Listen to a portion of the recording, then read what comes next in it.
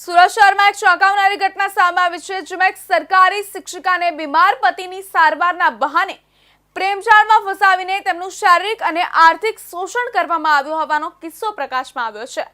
આરોપીએ શિક્ષિકાનો અંગત પળોનો વિડીયો પણ ઉતારીને તેને બ્લેકમેલ કરી આખરે તે વિડીયો વાયરલ કરીને શિક્ષિકાને બદનામ કરી હતી। આ મામલે ડિંડોલી પોલીસ સ્ટેશનમાં ફરિયાદ નોંધાઈ છે।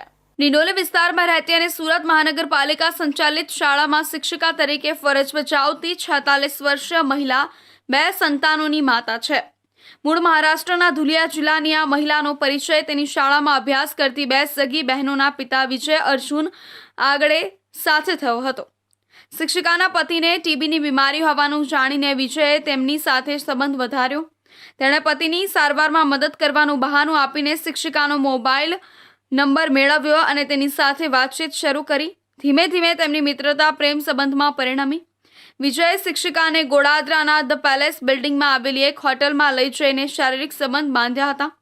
આ દરમિયાન તેણે ગુપ્ત રીતે તેમના અંગત પળોનો વિડીયો ઉતારી લીધો હતો। જ્યારે શિક્ષિકાએ આ સંબંધનો અંત લાવવાનો પ્રયાસ કર્યો ત્યારે વિજયે તેમને તે વિડીયો વાયરલ કરવાની ધમકી આપીને બ્લેકમેલ કરવાનું શરૂ કર્યું। આ ઘટના ચાલી રહી હતી ત્યારે ડિસેમ્બર 2024માં શિક્ષિકાના પતિનું અવસાન થયું। પતિના મૃત્યુ બાદ વિજયે શિક્ષિકાના ઘરે જઈને પણ બળજબરીથી શારીરિક સંબંધ બાંધ્યા હતા। શારીરિક શોષણ ઉપરાંત વિજયે શિક્ષિકાનું આર્થિક શોષણ પણ કર્યું હતું। જ્યારે શિક્ષિકાએ ઘર ખરીદવાની વાત કરી ત્યારે વિજયે તેમને કહ્યું કે તેમના નામે લોન નહીં મળે, તેથી તે પોતાના નામે મકાન લઈ આપશે, પણ હપ્તાના પૈસા શિક્ષિકાએ ભરવા પડશે। વિશ્વાસમાં આવીને શિક્ષિકાએ તેને ₹5 લાખ આપ્યા હતા। હાલમાં પણ શિક્ષિકા મકાનના હપ્તા ઓનલાઈન વિજયના ખાતામાં ટ્રાન્સફર કરે છે।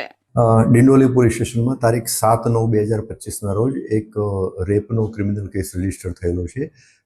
આ કેસની ટૂંક વિગત એવી છે કે આમાં જે ગુનાના જે ફરિયાદી જે છે એક શાળામાં શિક્ષિકા તરીકે નોકરી કરતા હતા અને આ કામના જે આરોપી જે છે એનું પૂરું નામ છે વિજય અર્જુન આગળે। એનું રહેવાનું છે ઘર નંબર 22 ઉર્વા રેસિડેન્સી ઇકલેરા ચોકડી પાસે ડિંડોલી સુરત। એમના પરિચયમાં આ ફરિયાદી બેન આવેલા હતા।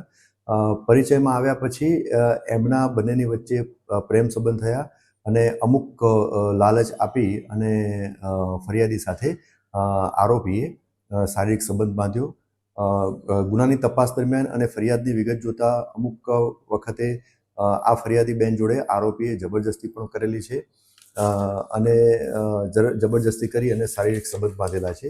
તે સિવાય આ જે આરોપીએ ફરિયાદી પાસે એમને મકાન લઈ આપ્યું છું એમ કરી અને ઓનલાઈન ₹5 લાખ પણ ફરિયાદી પાસેથી આરોપી લીધેલા છે। છેલ્લા કેટલાક સમયથી વિજયે શિક્ષિકા સાથે ગાળાગાળી કરવાનું અને મારઝૂડ કરવાનું શરૂ કર્યું। જ્યારે શિક્ષિકાએ ફરીથી આ સંબંધનો અંત લાવવાનું નક્કી કર્યું ત્યારે વિજયે તેને છરી બતાવીને તેમના બંને પુત્રો સહિત ત્રણેયને મારી નાખવાની ધમકી આપી। આ ઉપરાંત તેણે શિક્ષિકાનો અંગત વિડીયો વોટ્સએપ સ્ટેટસમાં મૂકીને તેને બદનામ કર્યા હતા।